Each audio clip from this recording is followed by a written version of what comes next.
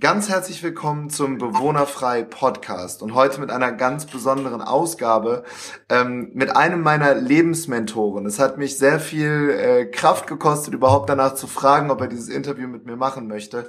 Und ich darf euch heute Larry Gilman vorstellen. Larry ist einer der Menschen, die mich dazu bewogen hat, dazu zu sein, wo ich heute bin, und ist einer der besten Trainer und Trainerausbilder, den ich auf der ganzen Welt kenne. Er lacht jetzt. Ich glaube, I think you understand what I'm saying.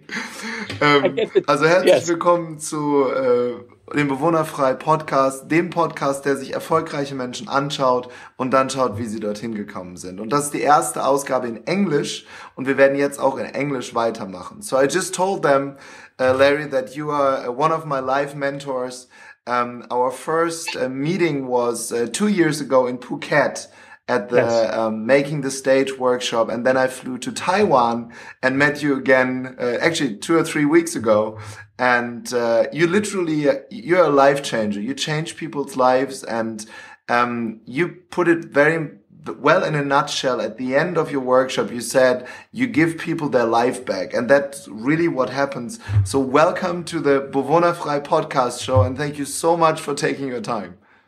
Thank you. Thank you very much for this fabulous introduction to people who I would never otherwise get to be heard from. Yeah, that's very true. And I would like to dive a little bit into your story so other people understand what you are doing right now and how you could help, how you are helping so many people. So what I know is that you were an actor on Broadway. Yes. I know that you have been helping people making the best out of themselves since many, many, many years. So tell us a little bit about your story. Where are you from? What is your background for being so successful today? How did that happen? Okay, I'll keep this as short as possible. Yes. I grew up in Long Island, New York, and we were probably lower to middle class people. So we had a house, looking at it back now, the house cost my dad in 1956, $35,000. Wow.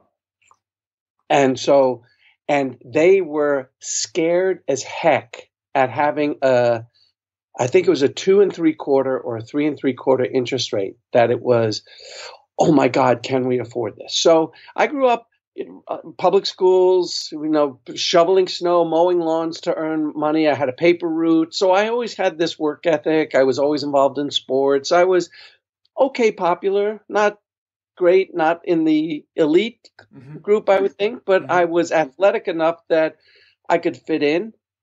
But I always knew that there was a little something different from the like you, the beautiful people. I would think you're one of those. But, and then I went to school as a pre-med. I became a licensed emergency medic. I didn't go to medical school because I didn't get in, number one. And then number two, I didn't want to go for a master's in something I had no interest in. Okay. So I started a business, painting and contracting. I did very well, got very bored with it. And then I went into something that I couldn't go into in college because of sports and pre-med. So I went into theater, and I found a course, and I did a play, and then my acting teacher saw me do something, and he said, would you try out for this play? And I got the lead in a play off Broadway. We ran for 9 months. And then I chased a girl down to Florida. You chased a girl down to Florida? I've one question of what you just all said. When did you come up with the idea of becoming self-employed and not becoming an employee and just going for the corporate normal world that most of the people live? Yeah, I would say as soon as I graduated college, I just knew. Now, my dad worked his butt off. He used to bring work home. I saw that. We didn't get to spend a lot of time with him, but there was something about, I love what he did. And I found out through me moving to Los Angeles how revered he was by other people. But I just always had this independent streak. I just didn't want to work for somebody. So when I started my own business, I didn't mind working hard. I mean, sometimes I would wait till an office finished at 5 or 6 at night, go in. Mostly I hired people who I'd graduated high school with who didn't know what they wanted to do. Right. And we would paint the office throughout the night. So when they came back in at 6 o'clock in the morning, the office was painted. Wow.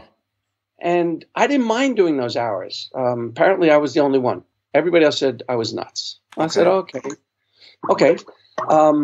And then when I got the acting bug, I used to go back and forth, take the last train at night back from New York to come back to Long Island, and then either work as a substitute school teacher so I could earn money so I could go back and take lessons. And I studied everything. I studied speech, fencing, dancing, acting, certainly, Shakespearean acting. I studied everything I could. Okay. And if I missed the last train, which was at 1:10, because I also saw every show I could, and if you waited to the very last minute, you could spend, at that time, it was in 1973-4.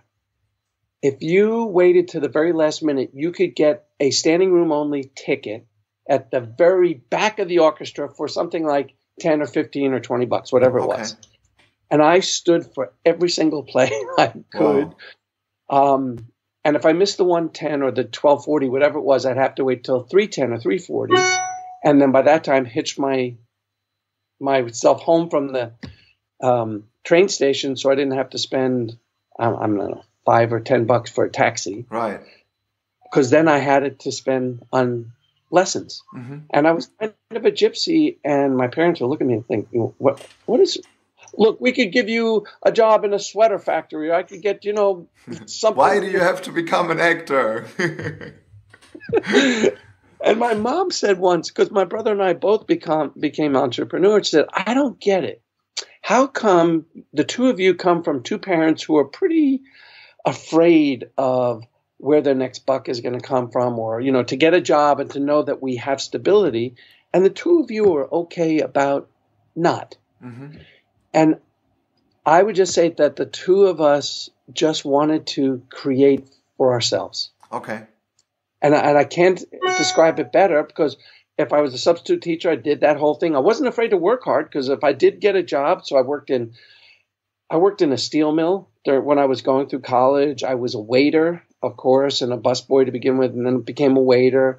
I did whatever I could to make money. So I wasn't afraid to work hard or to work long hours. The steel mill was during the pouring operation, so 125-degree heat, and I was called a shifter and a dumper. So after they poured the steel, I was the one that shifted it between my legs and then would take the long hooks and then pull out the pieces of metal. Wow. And that doesn't sound very prestigious. I was covered from head to toe with clothing and try to not get the inhalation of all the black dirt that they put around it, and it's still for hours afterwards it's just spit out black dust and stuff. Wow. So I wasn't afraid to work hard, but I just wanted to be able to have my life. Right. And what interests me the most, and I think most people who are listening to this, is there are like hundreds of thousands of people who want to become an actor. And yes, when I look in your life history, you became one that played on Broadway. You were in Hollywood movies, actually in movies we saw here in Germany, like called Runnings. Yes. And how did that happen? I mean, what did you do that the others didn't? Looking back, what was that? Okay, so maybe I was gifted with a little bit of talent. Mm-hmm. I'd say so that there was something there. The second thing was there was no audition I wouldn't go on. There was nothing below me. Mm-hmm. So like working as a waiter, or people saying, if you don't get me a table right now, you'll never work in this town again. It's like, what? That's crazy talk. Right. So I always thought, as long as I could work and earn a living, or as long as I could audition. Mm-hmm. I mean, here's what's even. I auditioned for Radio City Music Hall, the Rockettes, mm-hmm. and it was a dance number, included men. Now, I'm not a dancer, but I was taking dance.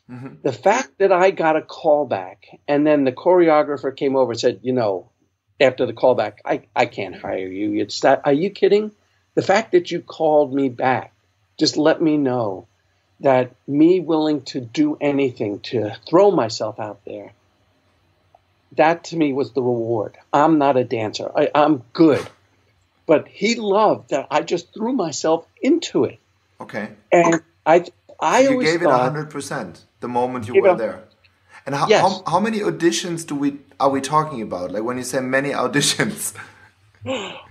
Hundreds. Oh my gosh. There were things I did, experimental theater, theater in little clubs, some things that when I read a monologue, I thought, wow, this is a cool monologue. And then I'd ask to see the play and they go, why would you want to see that? I said, because I want to get a sense of where I fit in the play. And then my radar went off. Something's wrong here. And sure enough, the only part it was me rolling naked on the stage doing this one monologue. And I thought, no, that's not what I wanted to do. And in the first play I did where I was the lead, my pants did come down with my back to the audience. So I was afraid of that, but it had to have some redeeming value for me. And I did children's theater and I did singing lessons and I tried out for musicals. And actually, me trying out for a musical, they remembered me, not because I had a great voice, but they remembered me to call me back so that they gave me an audition to do this Broadway play because it was my just throwing myself in there. That's the only thing I could say. So pretty much success does not come overnight. You need hundreds of auditions to become someone. Yes. And the next step then is, many people who are then on Broadway and are becoming successful at the same time become arrogant. And if I can say one thing to everybody listening to this and seeing you and having spent so much time with you, you have like zero arrogance. How did you do that? Being so successful, how did you do that? Just being so humble and giving back to other people now. Well, I can't say I've never been arrogant. Okay. I will have to say I think looking back, I probably had some. But I think that arrogance to go out and try, go out and I'm good enough to do this role. I think I had that much arrogance, or maybe it's self-confidence, but I think they're intermixed in that. I will say I always felt that life was a journey, that wherever I got, that wasn't it. That was just part of the path, and that there was a certain amount of luck involved. And if I was willing to to look at my luck as fortune, or that I busted my ass to get myself in the right places. And then fortunately I got the part above everybody else. Right. So some of the movies I did, like worked with Gene Wilder. Yeah, I worked to get the audition, to then get the chance to see him. And then once I was there, I just did my best. Okay. And, and then I just kept trying and believing if I could get enough of these, I will work. So I just kept putting myself out, and I would do things, and I'm sure sometimes I went over the top, and sometimes I got scared, and all. But I just said, I love this. If I could do anything I wanted, I want to do this. Right. So everything else I did so that I could earn money, so that I could do that. Right. That was smart to me, and I did it in such a way so that I didn't mind working late, so that I had my days free. So I would work in restaurants, or I would work as something else at night, so I could have my days free, go on an audition, and if I got a movie, that I could do it. Before we talk about what you do today, because you do talk a lot about letting go of your mask, and I remember one sentence that I wrote down when we met in Phuket: real actors are not acting; they're being. They are. So yeah. What was the moment in your life where you lost your mask, where you just became instead of pretending? Because it's one thing of teaching that to others, but you are when you have an emotion, I can really see it in your face. When you get angry, you get really angry. Also at me. I remember 2 weeks ago. I was never angry at you, the spirit that brought you. I was angry at that part of your mind that felt like it had to hold on to stay in control, so that the other part of you, the more human part, the more heart-driven part. And that's what I love so much about your work. So when did you discover that? Before we dive into it and what you do with people, when did you discover that part? I think between being in college and being on my own and making decisions to earn money, where most of the people who I went to school with, nobody else had a job. Mm-hmm. There were a few people, but most of them were privileged enough that they didn't have to do this. I had to earn money to buy my books, to if I wanted to eat outside of the meals that they gave you, I think starting my sophomore, junior year, I had a car, a hand-me-down, but if I wanted gas and stuff, I had to do that. So between that and deciding that even though they were my parents and I respected them, there were certain things that I was smart enough to realize about the profession that if they didn't understand that I actually knew the field, knew that 90% of the people would never make enough money to put them through, that 10% of the people made 90% of the money, that if I wasn't smart enough to understand the field and the possibilities and everything else, and I still wanted to go for it, that I would cut them off. That it was important for me to have my voice and standing up for myself, risking, and here's the thing, risking losing that relationship. Mm-hmm. I think that was that corner that wasn't turned in a day. It was mm-hmm. kind of like audition after it was piece by piece by piece by piece by piece. Right. That if I was on this earth, I needed to stand up for myself. Okay. And I made mistakes, and I'm sure I was, way over the top sometimes. But I had to save myself in a very real way. Right. And since then, you see if other people don't, because I think that's first a gift. But second, I think it's a lot of experience that you had with, and that's a perfect link what you just said. So it's pretty much inch per inch per inch per inch of that layer that you take off people. Is that something that describes your work today?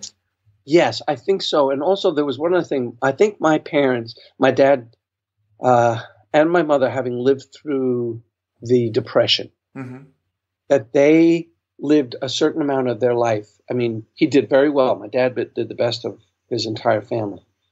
But it was always control. Mm-hmm. And control came out of fear. Mm-hmm. I remember seeing them clearly one time, and I made a decision. I will never live my life out of fear. Okay. That place, I would take risks. Some stupid, but I never would stop myself because I saw the whole thing as an adventure. Mm-hmm. And as long as I was willing to open up and look to see, am I afraid? Is the risk too great? And I started realizing, okay, don't get hurt. You don't have to be stupid. Right.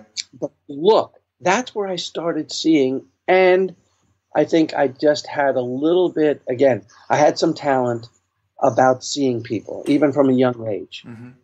I just so enjoyed the theater of people. To me, is the same. The feeling I get when I'm doing theater or directing theater or in films or directing films, and it's the same sensation of looking and looking and looking and looking and looking, not to be right, but to see what's there and to see how do I fit in. So that pretending was. I had a great acting teacher that said, there's nothing fake. There's always a piece of you in there. Mm-hmm. And it's up to discover that piece and then put it on like a piece of clothing. Yeah. Put it on and wear it so that you make a judgment about that character, good, bad, weird, creepy. That person also wants to do the best they can. Right. So why do you think most people, including me, as we saw 2 weeks ago, are, even if they are thinking they're giving 100%, or they're being authentic, or they're in their emotion, actually they are not? Why do you think people? Because you have a workshop. It's called Masterclass of Self-Expression, right? Where I thought I will go there and I will sing or dance, and it turned out to be something completely different, because what we deep dive into the real emotion, in the real us. So why do most people never do that? Why do we need help? Yeah. Okay. So I discovered most people have survived great injury in some way or another, great hurts. It's part of being human. It's part of growing up. But when they get those hurts, they make decisions at 5, 6, 7, 8 to save themselves, and really good decisions about, I'll never be that vulnerable. I'll never be that open because the hurt is too much. I don't know what to do with it. It's too overwhelming for me. And at the time they make that choice, and it could be from mom, dad, whoever, that there's more interest in staying safe and protected. And we have historical reasons that prove us right. History that says, look, see, I was right to do that. And then as we grow up and we get more clever about our protection and our safety, we're more interested in being right than discovering something new. And that something is that very vulnerability, which is us being open to the world. It has our tenderness, our hurt, our pain, our aloneness, our emptiness, our achingness. And we are so good at protecting that. Mm-hmm. And we're right because we get rewarded, like you. You get rewarded by wonderful results. So this must be the right way. Right. But someone who's willing to look. To me, you were doing 100% of you as you knew it. Mm-hmm. But I saw that they were only using maybe 50% of you. Right. Because there was so much more of your humanity, but hadn't been rewarded. And looking back, I didn't need to know the exact incident or event or events that led up to it. I just saw there was a deeper resonant Tobias standing in front of me. And I had different eyes than you. I wasn't looking through your lens. Right. I was just looking at mine. And I practice looking to see, not to be right about what I see, just looking to see. And I'm okay about being wrong. So why do you believe, or why do you think that most people, I think, logically understand that being vulnerable is good? And we know that once we are vulnerable, we are also getting closer to other people, especially in the industry of being a leader or even an actor, an entrepreneur, a speaker. We know that logically, but we always only go until a certain step. And then we think, okay, that's enough. Yes. And you didn't let me be enough at this moment. No, because with that linear logical mind, the brain's primary function is protection. And so your linear logical mind was protecting your tushy as it knew it. Mm-hmm. I was more interested in the 5, 6, 7, 8-year-old and letting that one come out and have breath again. Letting that person not only breathe, but to have the 40-year-old be able to be in the skin of the 7-year-old and look and discover you're safe here. You're safe with these people. You're safe with me. Yeah. And then as you take a step and you realize the danger that, don't forget, so 35 years spent in protecting, 5 years of no because you're an innocent, and I have 3.5 days. It's a process of unlayering, right, layer by layer by layer, till you finally say, I'm willing to take the risk to discover. And you are no longer in your logical brain. You are actually in the piece of you that didn't need your brain for protection, it had discovered by being there for those 3 days. Right. I am safe here.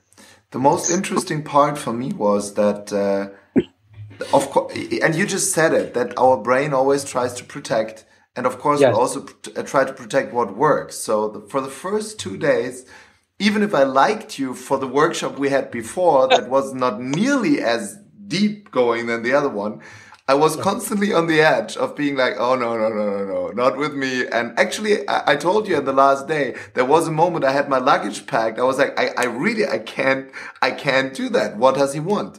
And then we did an exercise, which I will not explain. I will tell people, do it yourself, on the last day. And it was about emotions. And I didn't even know and didn't even expect how much is inside of me. And you kind of peeled it out layer by layer by layer by layer. And I can only judge the result that people, and that's really funny, since I'm back, I think 100 people tell me I look 10 years younger. Starting from my wife over people, neighbors, they all says, you look so much younger. Did you change your hair? What did you do? And I'm like, no, I'm super jet lagged. I don't sleep. But that's the result. Why do people look younger after your seminar? Because you've taken off the huge amount of burden of protection of how I need to go around in this world in order to be safe.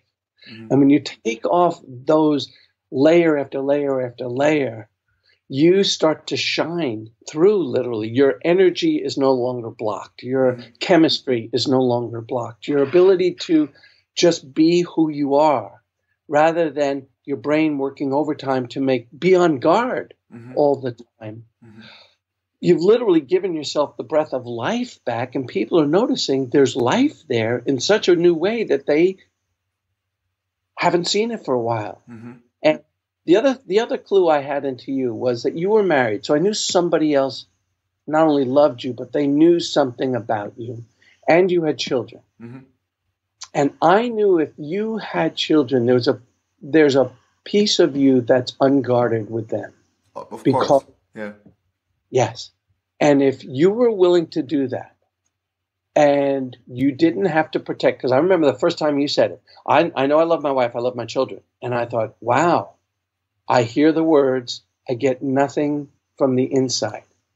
So where's the cutoff? Where's the protection? Where's the place that he couldn't be with that moment and let whatever happen? Like, if you cried, and I'm not looking for crying is just a demonstration, but to tear up, I mean, if you've had a child and you've seen that and you've gone through that with your wife and you've done that a couple times, and your wife, I mostly think when people partner up, the other partner sees more of the real you than we let out. Definitely. And so I said, I have to trust there's something else here. Not the mechanism, the mask that you're putting out. And having done this for 35 years now, the mask I know that most of us put out is if you deal with this, I never have to reveal what's underneath. And if we can get past that, so those 2 days is the stripping off of the mask, but where you don't have to be on guard so much, because you see, when you have the experience, which it's an experiential workshop. Right. And very, very, very, very experiential.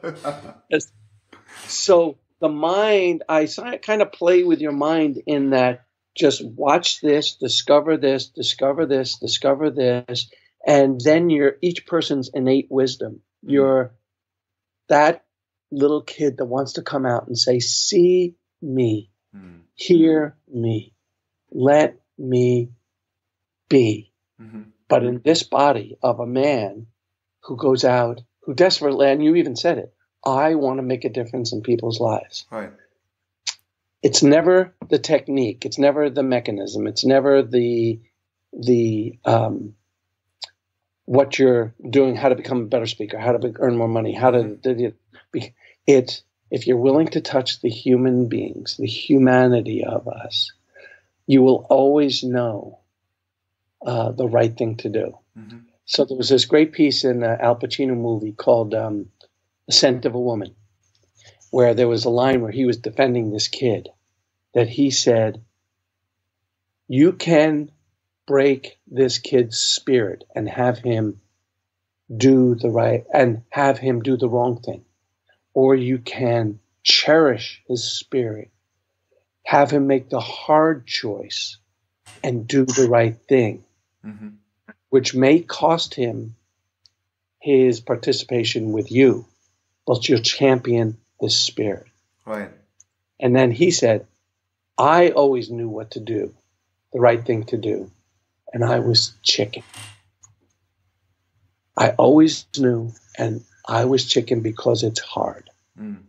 It's hard. If it was easy, we'd all be vulnerable. We'd all just be there. The most interesting part for me was that you also take away. There was one sentence that I wrote down that really, you once said, so after we take everything we have, what's left?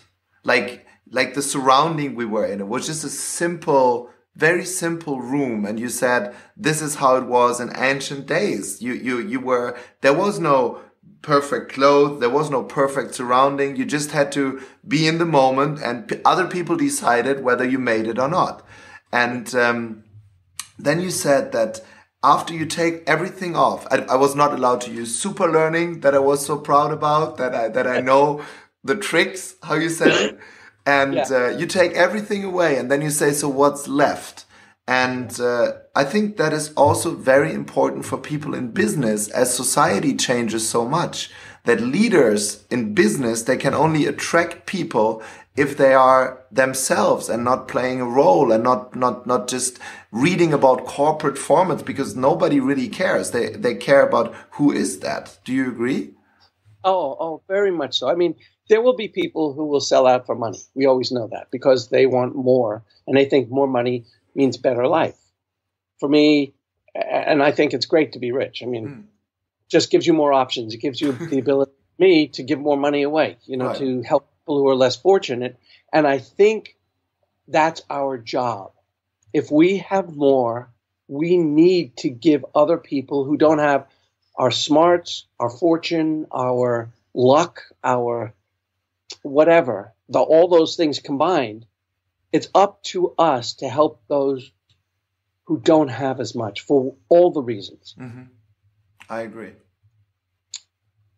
I also had an experience of, if I was to be paralyzed, so I had a medical thing, and if I was going to be paralyzed and literally from the neck down, what value could I bring to the earth?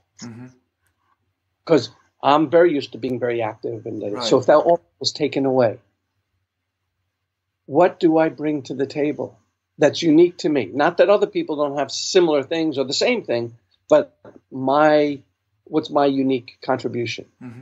And I had to really wrestle with that, because I was really faced with that possibility. And I know that in my heart of hearts, that I am on people's side, mm-hmm. that I want them to win, that if they win, we win. Mm-hmm. If they succeed, if they are true to themselves, if they are, which I find 95 or 96% of the people, they actually want connection with other humans. They want to better their lives and others. Okay. They want to feel like they are not the only one. Right, of course.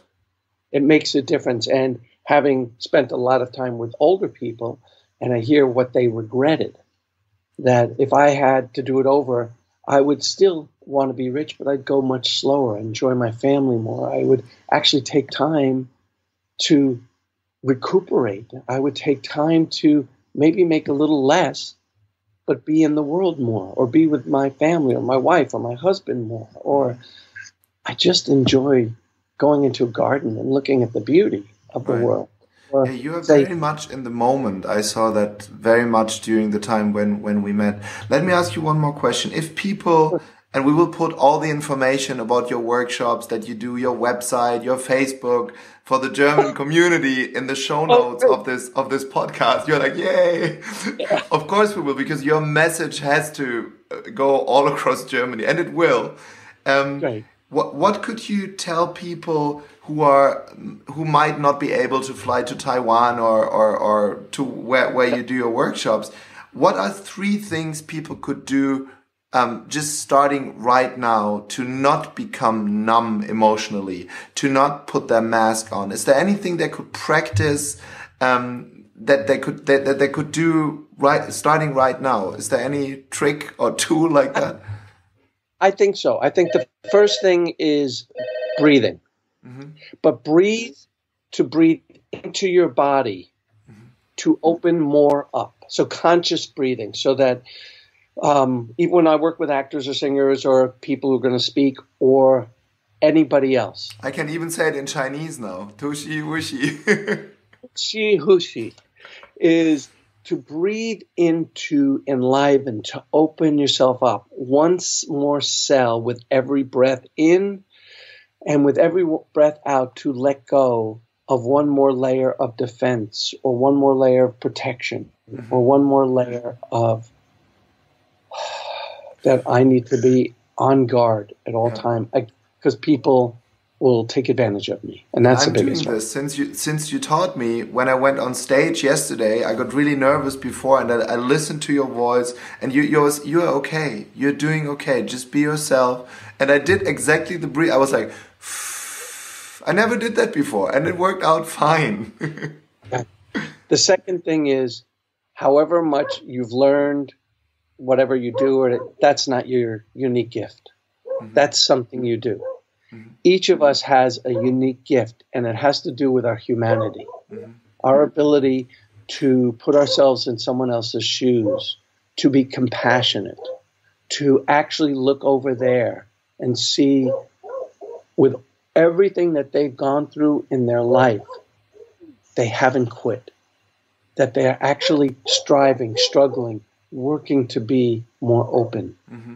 So the second thing is to look over there and realize we are all works in progress, to open up with compassion, to be in conversation with compassion first. So breathing, compassion, and your unique gift, which is your point of view of the world. Mm-hmm. What you have to say matters.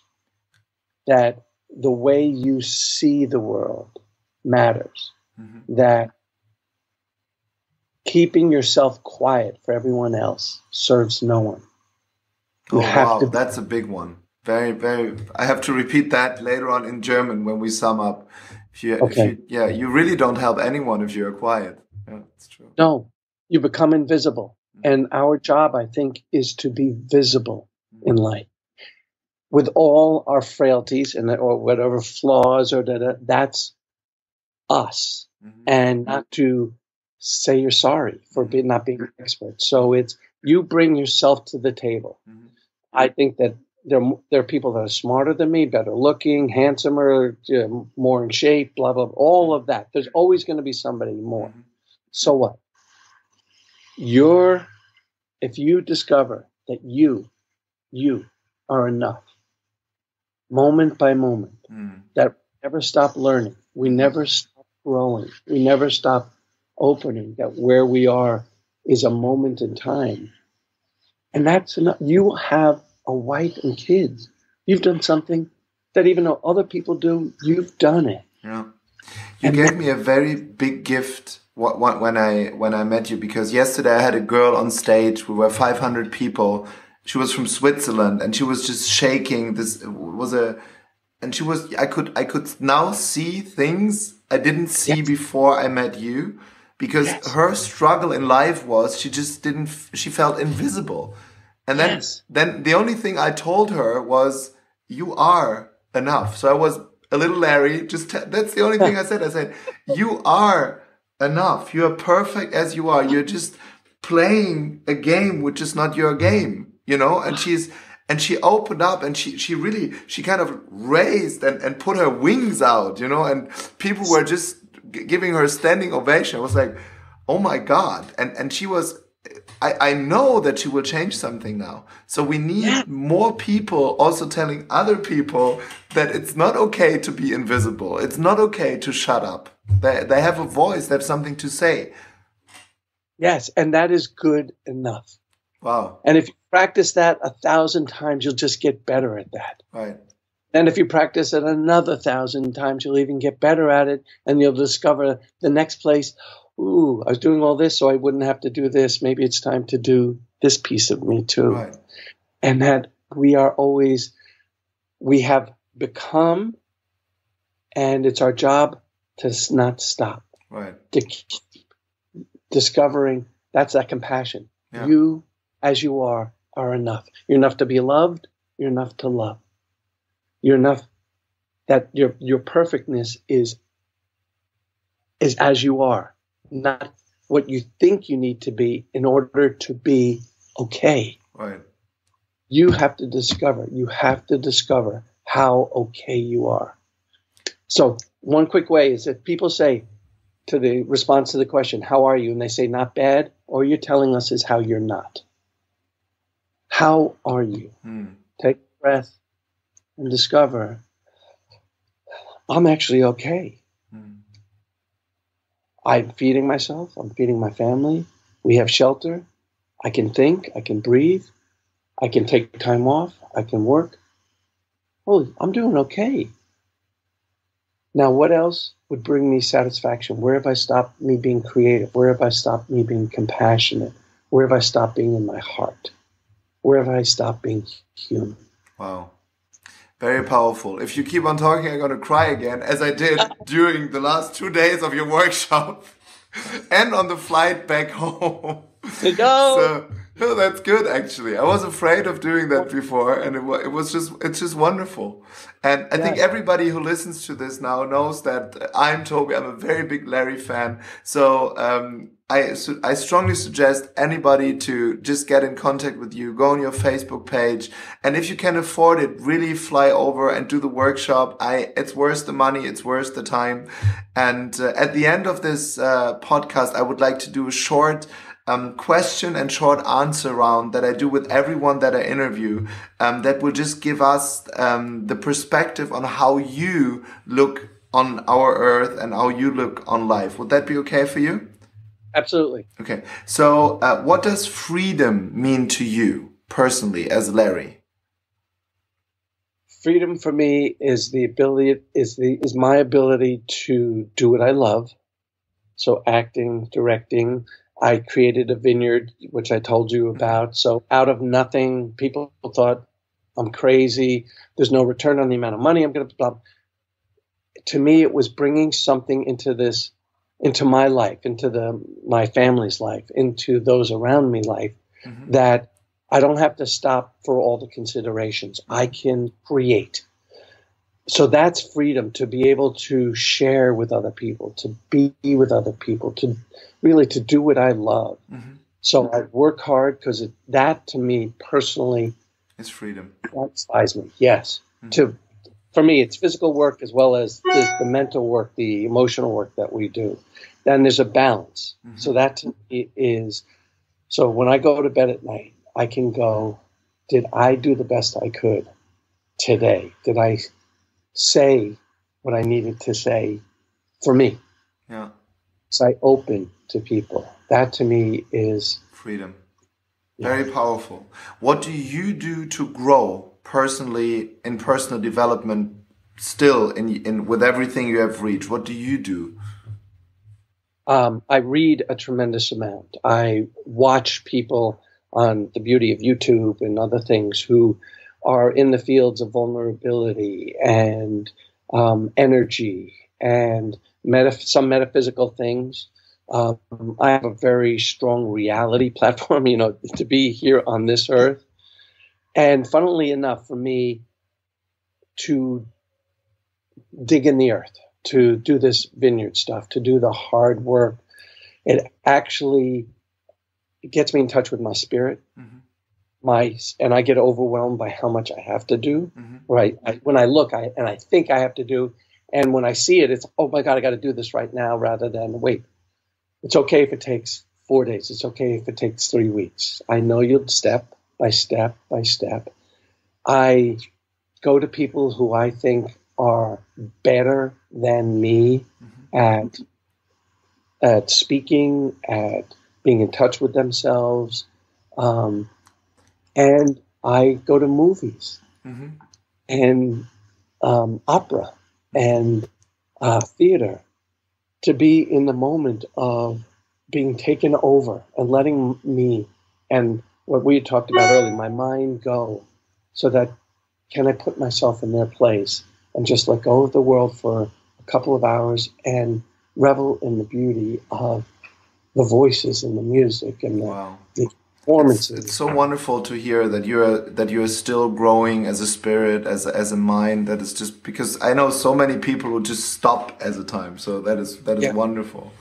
And what do you think if you would have like this magic crystal ball you could look into? How will society change within the next 10 years? And I think Germany and US, we have a lot of things in common. What do you think will be the major changes that we will experience over the next 10 years? Well, this is part of my hope, and I think part based in reality. I think your Prime Minister, Ms. Merkel, actually was leading the way for us. She was willing to take risks where our President Obama wasn't. I think now we have such a reactionary leader that the only good thing I can see is it's garnered people into activation to say, wait a second, this isn't right. And so I think we are young as a country where you're still making we're still in our growing pains, we're still making some mistakes. And that this is going to hopefully, across the board, to awaken people to say, if it walks like a bully, if it smells like a bully, if it acts like a bully, it's probably a bully. If it's doing things that, like the golden rule, do unto others as you would have them do unto yourself, the more that it becomes apparent they're not doing that, we need to step up and raise our voices to get involved and engaged. Since we're not dead, since yes, we can put a blind eye and just make some more money. So then at the end, we have money. What are we going to do with our lives? What are we doing as a human being? Right. So my hope is that our humanity grows. That step by step, the human potential movement over the last 100 years. We've had many, many steps forward, a couple steps back, and then we move forward again. I hope that we're raising the consciousness of people around that your voice matters. Yeah. Being visible keeps you out of the conversation. Get involved. What you say, what you do matters. It matters, it matters, it matters. And that connects what you said before. It's not okay to be silent, right? There are moments where you're not okay of being silent. Yes. From the bottom of my heart, thank you so much for taking 48 minutes of your valuable time. I know how busy you are. You're traveling all over the world, helping people, and it's gonna. We will meet again. I will definitely be a part of your next course, the leadership team, and I will just spread your message here in Germany. We'll share on social media what you told us today. Yes. And if people want to contact you directly, would that be okay over the Facebook page or? Yes, absolutely. Okay, perfect. Absolutely. And they can also go on your homepage. Yes, it'll be the Larry. Larry we're gonna Gilman. put that in the show notes below, so they can see everything. So I For the Masken workshops, yeah. So I will close this in German for people who with the German. So ich möchte mich ganz herzlich bedanken bei Larry. Es war ein fantastisches Interview und wenn euch dieser Podcast gefallen hat, dann bitte ich euch, diesen zu bewerten und zu teilen. Und alle weiteren Podcast-Folgen gibt es dann unter www.tobias-beck.com/podcast heute mit Larry Gilman, einem meiner Lebensmentoren. Vielen, vielen Dank. Thank you very, very much for getting up so early for me because it's already night. Willkommen. Thank you so much. Bye-bye. Oh, welcome. Bye-bye, Tobias.